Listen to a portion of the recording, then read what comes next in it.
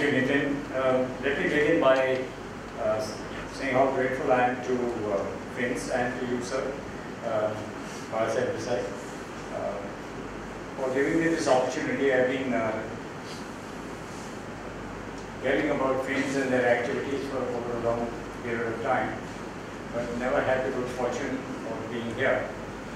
I'm also grateful to you all for having taken the trouble on a Sunday to come and listen to two old soldiers, one intrepid journalist, two intrepid journalists actually, and all three of them are close friends from the association. So it's a good time for me, and I hope at the end of all this you all carry back something which is worth your while. I've been asked to speak about, I can speak about a whole bunch of things, but I've been asked to more or less set the stage, as it were, by talking to you about Pakistan's strengths and weaknesses and what the real ground situation is. I think the two are interconnected, because when I talk about the realities of the ground situation, it's actually the realities of the ground situation inside Pakistan as well. And therefore some of the weaknesses and strengths of Pakistan would also emerge from it. But let me just by the way of an initiator, and like Nitin has given us the license to switch from languages, so I will take the opportunity to switch into Hindustani, which is a mixture, as you know, of Hindi, Urdu, Marathi, Tamil, anything. Anything that Hindustanis understand is Hindustani, right? So let me switch, and let me begin with a very famous कहावत. हिंदी में है, उर्दू में भी जानकार लोग समझ पाते हैं. 100 सुनार की और 1 लोहार की. 28 की रात को जो हुआ था, बस वो साल. और आप समझ पाएंगे जब मैं कुछ हद तक इन चीज़ों में आपको कुछ बताने जा रहा हूँ कि ये 100 सुनार की जो हम सहते गए और 1 लोहार की जब लगी तो कैसे लगी. अनफॉर्च्युनेटली आधी युद्धस्य कथा रम्य असल्या तरी त्या रेडबद्दल जास्त बोलणार नाही आहे. कदाचित आपला थोडी निराशा होईल आपली, पण question answers are always there. We can switch that time. Let me start with telling you a little bit about Pakistan. Now it's a huge challenge talking about strengths and weaknesses of Pakistan, because how do you talk about a country which defies definition? It defies definition because simply tell me one person that you know of or whose name you recall from your history books who died or went to jail for the freedom of Pakistan. One person. Don't talk about Jinnah. He is a smart aleck who came from somewhere and suddenly found himself as the Qaeda-e-Azam. You recall whether Jinnah went to jail for the same kind of reasons that Gandhi ji and Nehru ji and everybody ji went? So, here is a country which was given to these people on a platter on the midnight of 14th August 1947. Completely unprepared. Our national flag has been evolving many years before 1947, and some of you have seen those various pictures of how it was, and there was Chand Suraj and stars and all kinds of things. But the basic 3 colors were always there. So we have evolved as a nation. We had a very good idea of what we are going to be as a nation as and when we become independent. There was no such notion at all across the border. In fact, the only notion, I could talk about this at length, but let me just leave it at that. So a completely unprepared nation becomes independent. On day 1, they didn't even know where their office was. I'm serious. Now I'm going to point out a certain things rather than making a laundry list of these are the strengths and these are the weaknesses. I'm going to place before you certain issues which will indicate to you what is their strength, what is their embarrassment or weakness, and what are the props? This is the third category. The props, if you take those props away, it's a very weak state. Take China away, and what's Pakistan left with? Take North Korea away, and if you can take away their technology as well, where are all the Shaheen and other fantastic named Babur and Ghazni missiles? They're all gone. So there are a whole lot of props which are propping up Pakistan. You remove those props and it's going to collapse. So as I go along, I'll try and give you a flavor of this country which calls itself the purest, land of the pure. The other day, in fact just this morning, somebody said, I'll have a gulab jam, but I'll not have a park. So the husband was very happy. But suddenly he realized, if I promote this joke, my wife is going to say, there's going to be no Swayam Park as well. So anyway, that's an aside. On from this kind of a status, Pakistan just did not have a rallying point. Leader, single leader, Muhammad Ali Jinnah, because they didn't have anybody else. It was the Tina factor. There is no alternative. So the Tina factor worked in favor of Jinnah. So he becomes a leader, Qaid-e-Azam. He dies, Liaquat Ali comes, he is murdered, and a whole chain of these murders and takeovers by the army and the army coup was a series of events that completely, dominates their early part of their independent status. When you now see how this country fared, once they see the country, as I told you, was given to them on a platter. Next, the only glue that bound them together as a people was Islam. Right? Now that very glue is now turning sour. I'll come to that in a moment.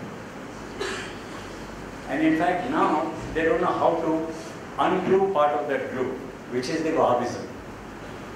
Right? That is not ethnic to Pakistan.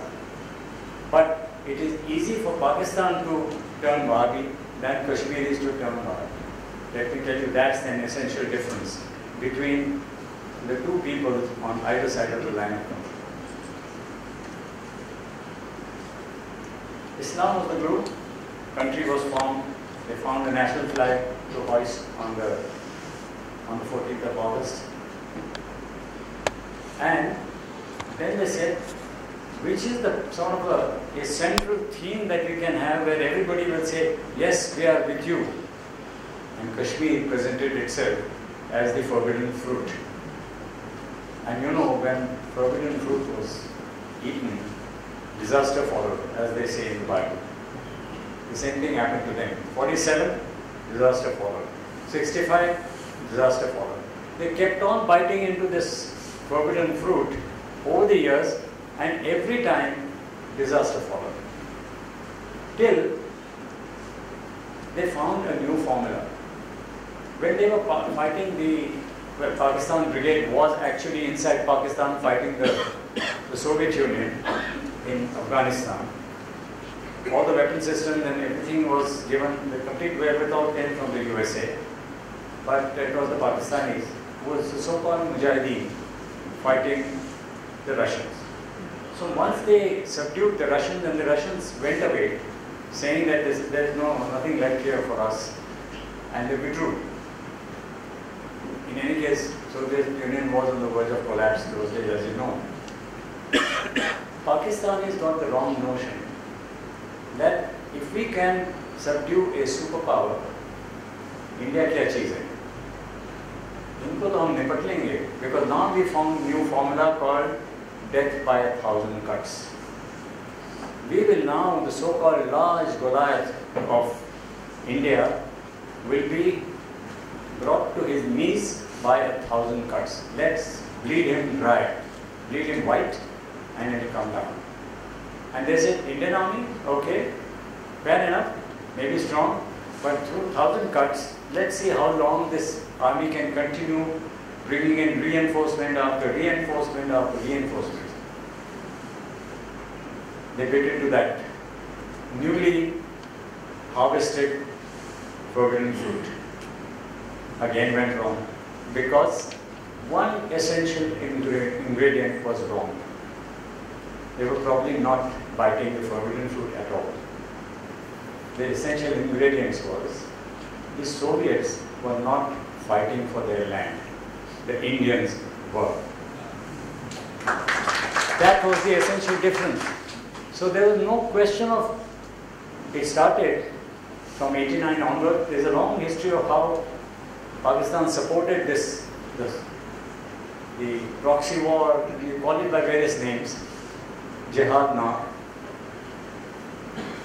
And yet there was no sign of India or Indian army turning, looking white through bleeding. Because that's the ingredient that made the difference. Because here, we were fighting for our soil, for our men, for our countrymen. Weakness in their thinking, their plans are superb. Let me grant it to them. Amongst their strengths, I would say, are their strategic location. Geography has been kind to them. They've got a strategic location which is something that they're currently exploiting. Almost like a bridge between what we now term as West Asia or Central Asia and South Asia. They sit right at the crossroads. Something like all of us have read in the history books, Constantinople used to be. In those history books, Istanbul now. And see what's happening to Istanbul as well. So you can't take this strategic location for granted forever and ever. Because if other circumstances change, that locational advantage also waters down a little. No pun intended. But if the water stops, right, you know what will happen. Anyway, the other strength is their army.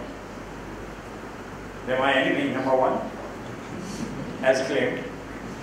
But that is Pakistan's strength. That army has held this country together for whatever it was, with band-aids, with bandages, with whatever was required. Because every time things were going wrong, some person, some army general enacted a coup and took control and stopped this. Now what has happened? Now this strength has now become its weakness.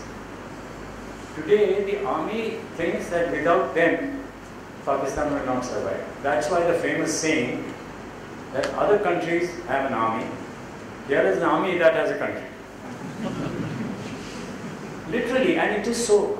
Having worked on track 2 diplomacy myself, 3 times, I met with the retired military and civilian leadership. And this fact comes out strong.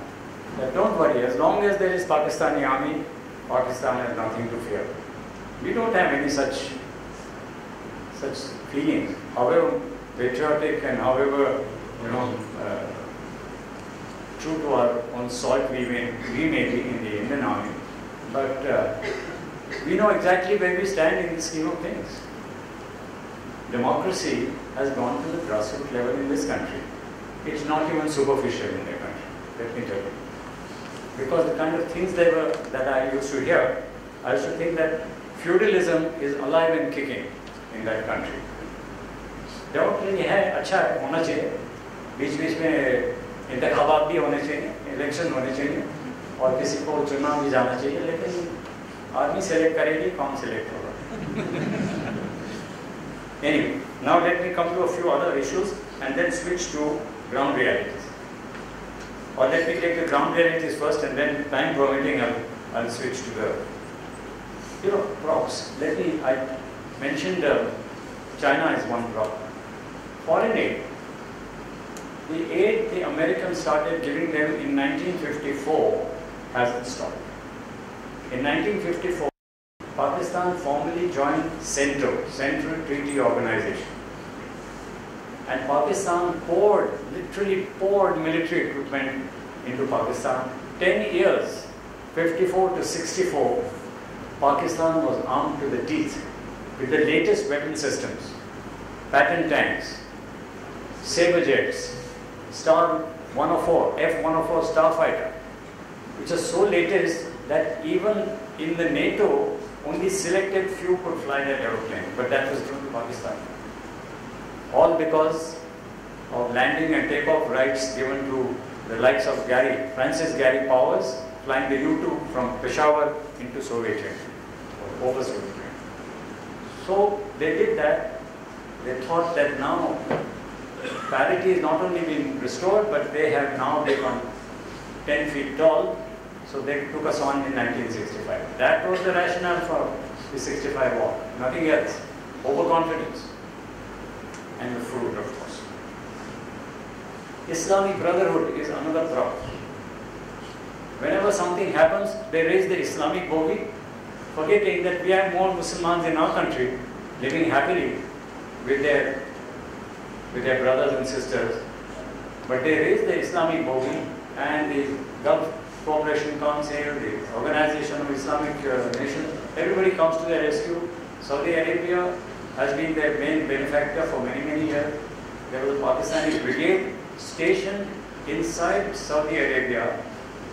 Yes, for what? For the protection of the royal family.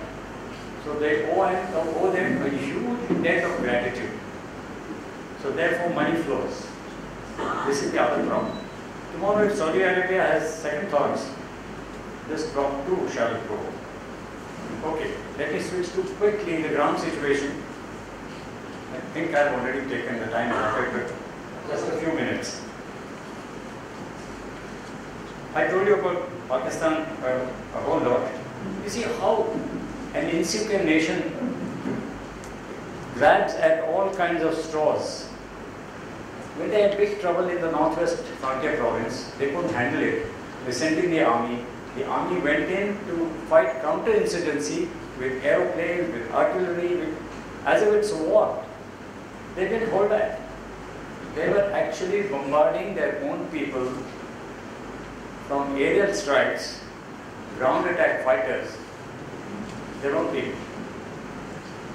When they found that these people are not budging, to please them, suddenly, and they saw that some kind of a unity is being formed between the Pakhtuns across the Durand line, both those people living in Afghanistan and those in Northwest Frontier Province. Suddenly they came up with this great idea of renaming NWFP as Pakhtunkhwa. It's a band-aid. It's a band-aid approach. But they said, all right, you can call us by whatever name, we'll do precisely what we want. So that's the situation. Balochistan, no different. Sindh, okay.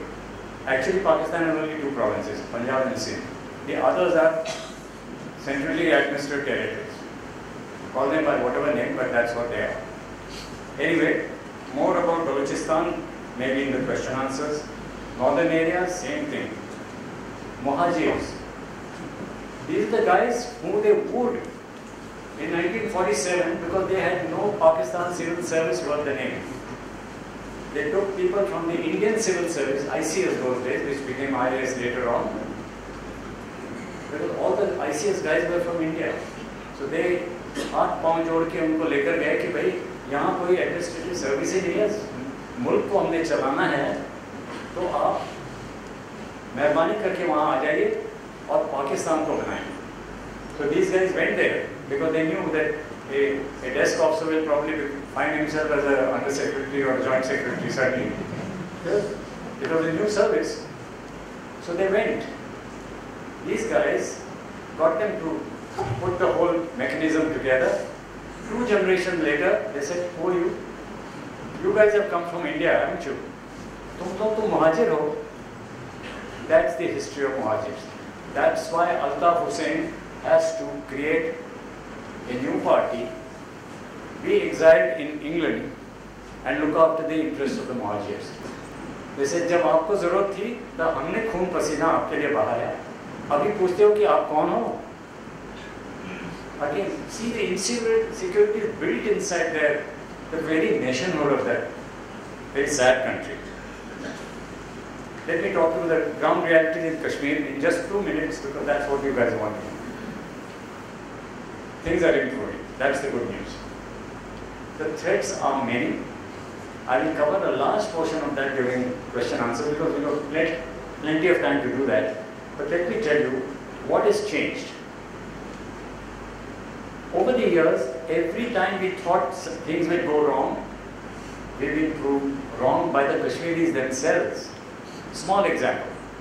During the Kargil war, one of my major concerns was what will happen to my lines of communication. Lines of communication are those lines, roads, over which my convoys go, carrying troops, rations, ammunition, guns, reinforcement, you name it.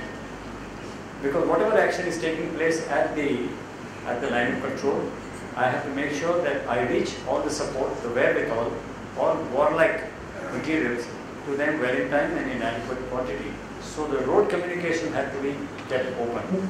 So we withdrew a whole lot of people who were otherwise on counter-terrorist operations, namely Rakshit rifles, deployed them along these roads to keep them open. We were unnecessarily worried. Not one action. Not one action. Not even a movement. Not even a threat. Not even an intelligence input. That anything. This is what the Kashmiris themselves told us.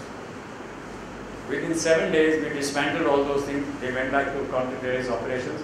While we were fighting in Moscow and across the Kabul Gully and, Muntho Dalo and Tiger Hill and everywhere, my boys went back to the counter-terrorist operations with this confidence that these guys are with us. What has changed is the radicalization. This radicalization of the society, I don't think it is a complete given. No, it is not. People who believe as if they are radicalized, at least 50% if not more, do so out of threat. That my neighbors might think कि मैं हिंदुस्तान से मिल गया हूँ. Just that fear. It was exactly the same story in 1997, ladies and gentlemen. Believe me, when I went and took over 28th Infantry Division, same story. People were thinking Azadi bus is around the corner, so there is no point in showing overtly that हम हुकूमत के साथ हैं, that is हिंदुस्तानी हुकूमत के साथ. So people were fence sitting, waiting and watching. Radicalization is more different today. But I'll stop there, leave the rest for the question answer. There's a lot that needs to be said more, and I will say it when the opportunity comes. Jai Hind.